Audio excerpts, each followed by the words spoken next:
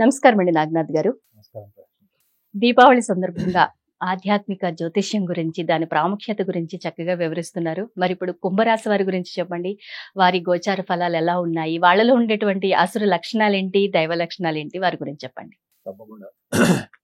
Hit TV ప్రేక్షకులందరూ కూడా నమస్కారం. ప్రహాసిని గారు, ప్రశ్నించే గుణం ఎవరికి ఉంటుంది? జర్నలిస్టులకండి. సహజ అంటే జనరల్ గా ప్రశ్నించే గుణం ఎవరికి ఉంటుందంటే, శాస్త్రీయ పరిశోధన చేయాలనుకున్న వాళ్ళకి, లేదా మనకి చరిత్ర గురించి కానీ, పురాణాల గురించి కానీ, మనకు ఒక కథారూపంలో కానీ, లేకపోతే ఒక భావ రూపంలో కానీ, మనం ఒకటి మనకి బ్రెయిన్ వాష్ చేసి, ఇది నువ్వు నమ్మాలి, ఇదే నువ్వు నమ్మాలి, ఇది నమ్మకూడదు అనేటువంటి ఒక చిన్నప్పటి నుంచి మనకు ఒక కండిషనింగ్, మైండ్ కండిషనింగ్ చేస్తారు. అటువంటి స్టేట్ ఆఫ్ మైండ్ నుంచి మీరు ఎప్పుడైతే ప్రశ్నిస్తున్నారు, ప్రశ్నించేటప్పుడు మీరు ఎవరిని వదలరు. పురాణాలను వదలరు, చరిత్రను వదలరు, ఇతిహాసాలను వదలరు, చివరికి శాస్త్రీయ పరిశోధన జరిగిన దాన్ని కూడా మీరు వదలరు. వాడు ఇంత లోతైన ప్రశ్న వేయాలంటే ప్రశ్నించేవాడికి కూడా ఆ స్థాయి సామర్థ్యం ఉండాలి. అర్థమేనండి? భగవద్గీత అంతా కూడా అర్జునుడి ప్రశ్నల నుంచి వచ్చింది. తెలుసా మీకు లాజిక్? అది ప్రశ్నించేవాడు బలంగా ఉంటేనే సమాధానము, కంటెంట్ బాగా వస్తుంది. అవునా? సో యాంకర్ గా నాకంటే మీకే బాగా తెలుసు.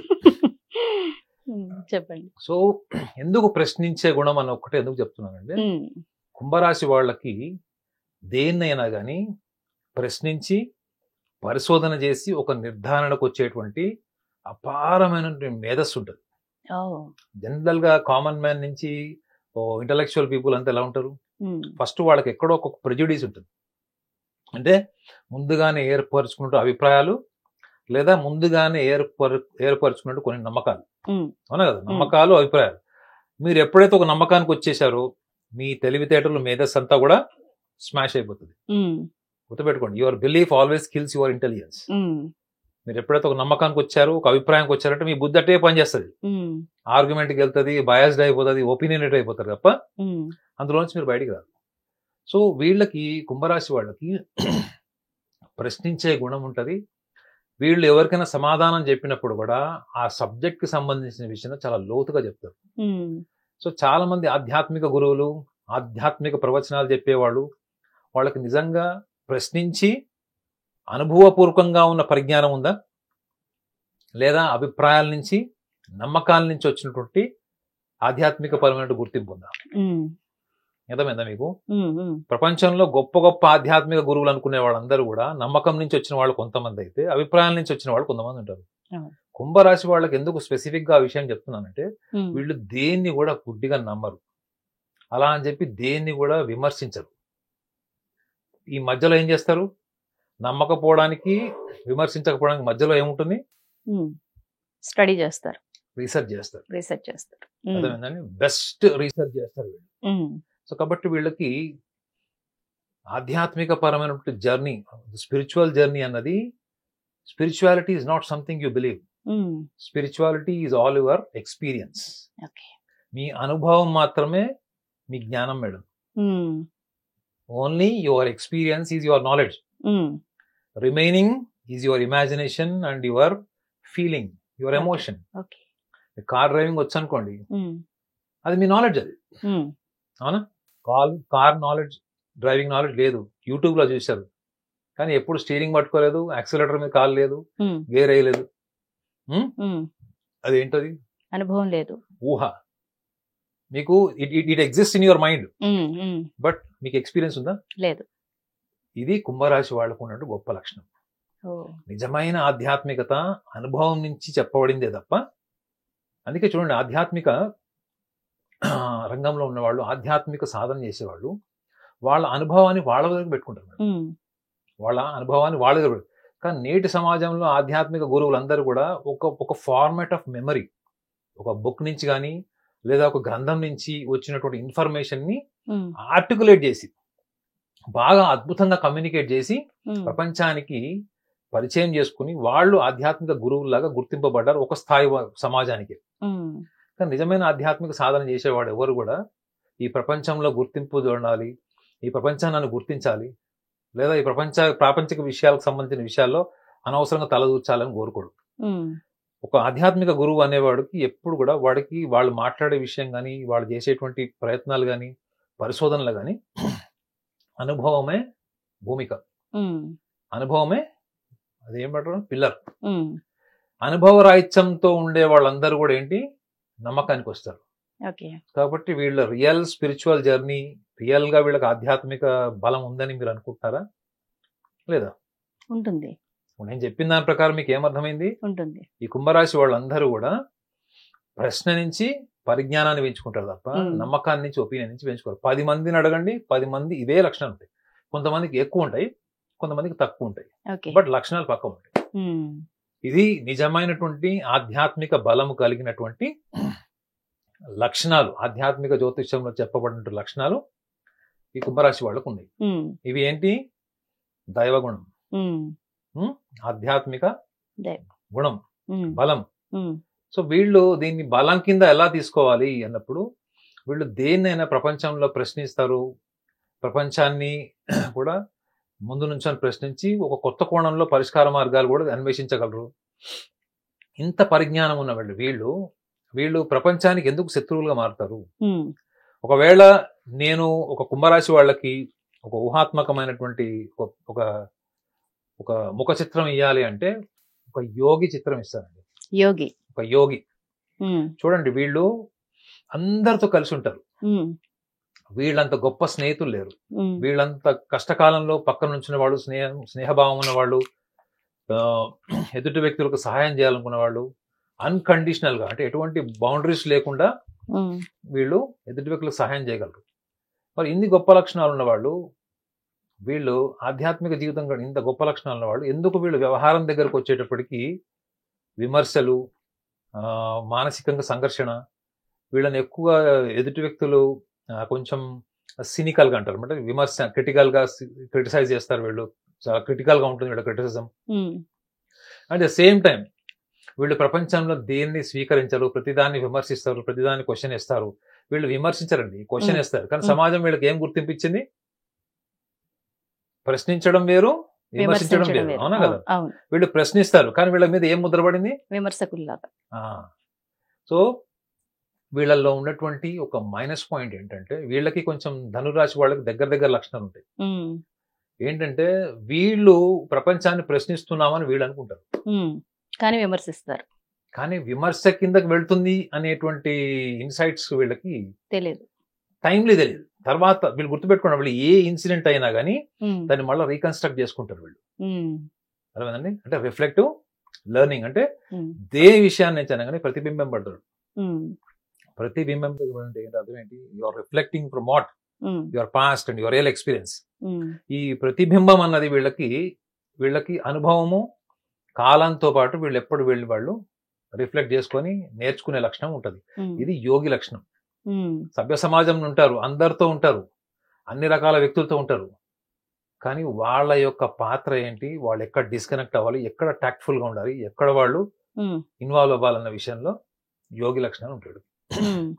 కాబట్టి వ్యవహారం దగ్గరకు వచ్చేటప్పటికి మనం గోచారంలో కూడా ఒకసారి చూసుకోవాలి. గోచారం ఏంటి? వీళ్ళ రాశిలో రాహు ఉంటాడు, మొన్న మే మాసంలో ఎంటర్ అయ్యాడు. ధనస్థానం వాక్స్థానంలో శని వక్రిలో ఉన్నాడు, పంచమంలో గురువు శత్రుస్థానం, సప్తమ భావంలో కేతువు. జీవిత భాగస్వామి, ఆర్థిక పరమైనవి, ప్రేమ వ్యవహారాలు, ప్రాపంచిక సుఖ సంతోషాలు, వీటన్ని కూడా వేసి ఇప్పుడు వీళ్ళని అది మనం మిక్సర్లు వేసి జ్యూస్ చేసేస్తాం ఆనెస్ట్లీ. నిజమే, అంటే టఫ్. అంటే మే మాసం నుంచి కుంభరాశి వాళ్ళకి నిజంగా ఇట్స్ వెరీ టఫ్ టైం. ఎందుకు టఫ్ టైం ఇలా అంటే చెప్పాను కదండి, రాహువు గినక రాశిలో ఉంటే మన ప్రవర్తన శైలి ఎందుకు, నేను పర్టికులర్ గా వీళ్ళకి విమర్శకి ప్రశ్నించడానికి ఎందుకు, why I'm so much particular about this particular aspect, criticism and pointing out mistakes. ఎందుకంటే రాహు గినక రాశిలో ఉంటే నీ ప్రవర్తన శైలి, నీ మాట్లాడే విధానము, ఆవేశము, ఇవన్నీ కూడా అలౌకికం, అసందర్భం కింద వస్తాయి. ఓకే, అప్పటి వరకు మీ జీవిత భాగస్వామితో ఒక రకంగా ఉన్నారు, సడన్ గా కాంట్రాడిక్ట్ కావచ్చు, ఉమ్, కన్ఫ్రంటేషన్ స్టార్ట్ చేయవచ్చు. ఉమ్, ఎందుకు లగ్నం అంటే ఒకవేళ చంద్రుని లగ్నం కింద తీసుకుంటే కుంభరాశి వాడికి, చంద్ర లగ్నంతో వాళ్ళకి సప్తమ భావంలో కేతు కూడా ఉంటాడు. ఉమ్, సో రాహుకేతువులు సమసప్తమంలో కుంభరాశి వాళ్ళకి ఉమ్, గతంలో అంతకు ముందర ఎప్పుడు లేనటువంటి మనస్పర్ధలు, జీవిత భాగస్వామితోని లేదా ఉమ్, ప్రేమికులు ఒకళ్ళు పెళ్లి చేసుకోవాలనుకున్న వాళ్ళకి ఉమ్, అబ్రప్ట్ గా రిలేషన్స్ డిస్టర్బ్ అయ్యే ఛాన్స్ ఉంటుంది. ఉమ్, దేని వల్ల ఉంటది? ఛాన్స్ ఉంటది, ఇది ఫలితం, ఉమ్, గ్యారంటీ ఇదే జరుగుతుంది. ఉమ్. కానీ దేని వల్ల ఉంటది అని చెప్తే తెలుసుకోవడానికి ఏముంటది? అవగాహన పెంచుకొని మార్చుకోవచ్చు కదా. అంటే దీనివల్ల- అది ఆసుర లక్షణం అనుకోవాలి ఇప్పుడు మీరు చెప్పబోయేది. పాయింట్ పట్టుకున్నాను. ఉమ్. అసలు లక్షణం అంటే ఏంటంటే ఉమ్. మీరు కంప్లీట్ గా ఇక్కడే ఉన్నారు. అయితే నేను ఇక్కడే ఉన్నాను.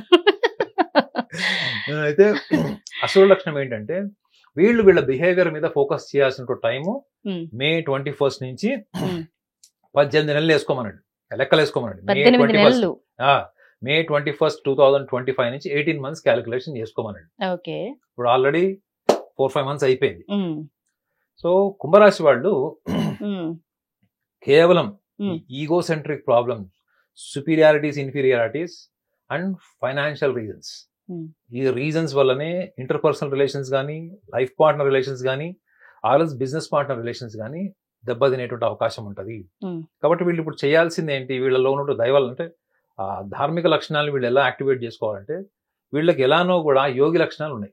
ఉమ్, ఉమ్? ఉమ్, యోగి లక్షణాలు ఉన్నాయి. ఉమ్, సో వీళ్ళు ఏం చేసుకోవాలి? వీళ్ళకి తెలుసు, వీళ్ళకి వ్యవహారము తెలుసు, పరమార్థము తెలుసు. వీళ్ళకి ఈ వ్యవహార శైలిని మొత్తం వదిలేశారు.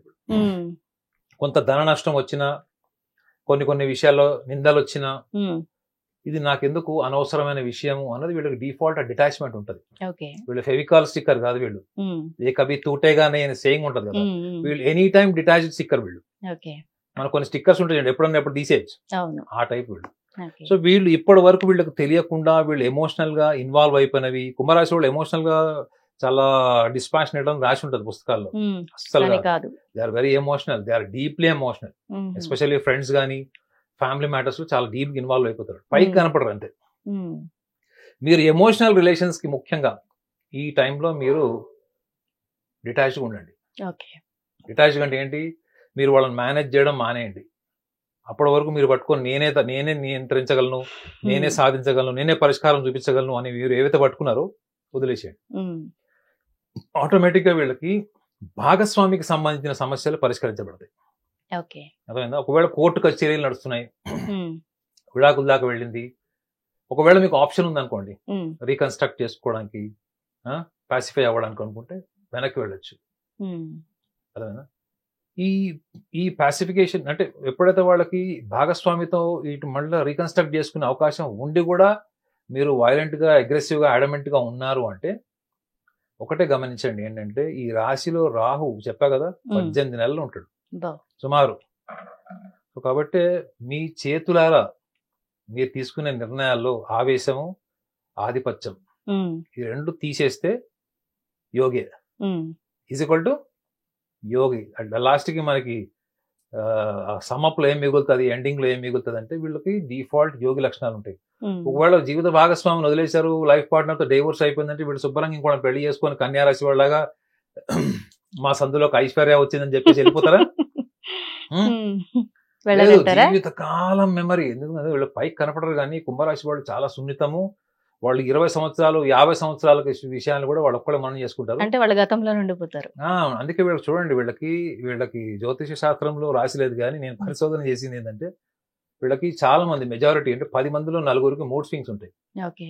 పొద్దున ఎప్పుడు కూడా డల్ గా ఉంటారు, ఉమ్, మధ్యాహ్నం కొంచెం యాక్టివ్ ఉంటారు, నైట్ హైపర్ యాక్టివ్ ఉంటారు. ఓ, పొద్దున, మధ్యాహ్నం, నైట్ రాత్రి. 3 డిఫరెంట్ ఎనర్జీస్ తో ఉంటారు. ఉమ్, ఉమ్, ఉమ్, కారణం ఏంటంటే too much of past recollection. Okay. So కాబట్టి ఈ అసుర లక్షణం ఏంటి? ఆధిపత్యం కోసం, అహంకారం కోసం తీసుకున్న నిర్ణయాలు భాగస్వామికి సంబంధించినవి, బిజినెస్ పార్ట్నర్స్ కావచ్చు, ఫ్యామిలీ కూడా కావచ్చు. ఉమ్, ఉమ్, వీటిని కనుక వీళ్ళు నరక చతుర్దశి రోజు ఏం చేయాలి? వదిలేసేయాలి, కాల్ చేసేయాలి. ఓకే. ఆటోమేటిక్ గా తగలడిపోతుంది. ఎందుకంటే madam um, sense of judgment, it is a time for sense of judgment. రాహువు కేతు గనక సమసప్తమంలో ఉంటే Hmm. మీ సెన్స్ ఆఫ్ జడ్జిమెంట్ అంతా కూడా ఆవేశం నుంచి, మూర్ఖత్వం నుంచి, లేదా అగ్రెసివ్ బిహేవియర్ నుంచి ఉంటుంది. ఉమ్, అర్థమైందా? ఇది వీళ్ళకి పోని జ్ఞానం లేదు, వీళ్ళకి బుద్ధిమంతులు కాదు అంటే వీళ్ళకి శాస్త్రీయ పరిశోధన, వీళ్ళకి శాస్త్రీయపరమైన మేధస్సు ఉంటుంది. స్పిరిచువల్ నాలెడ్జ్ బాగుంటుంది. ఆ, అలాంటప్పుడు వీళ్ళు చేయాల్సింది ఏంటి, ఒక్కసారి వీళ్ళు బలాన్ని మననం చేసుకోవాలి. అరే మనం సన్యాసిరా భయ్, మనం డిఫాల్ట్ మనం యోగి, మనకి ఎందుకు వచ్చింది, మంచి మంచి వాళ్ళు పోతేనే పట్టించుకోలేదు సమాజం, నన్ను ఎవడు పట్టించుకుంటాడు అని ఒక్క డిటాచ్మెంట్ కి రావాలి. సూపర్. అర్థమైనా? ఈ డిటాచ్మెంట్ కి వచ్చారో నరక చతుర్దశి రోజు, అమావాస్య రోజు, ప్రతి రోజు వెలుగులే, ఆడిందే ఆట, పాడిందే పాట. సూపర్. చాలా బాగా చెప్పారు నాగనాథ్ గారు, ధన్యవాదాలు.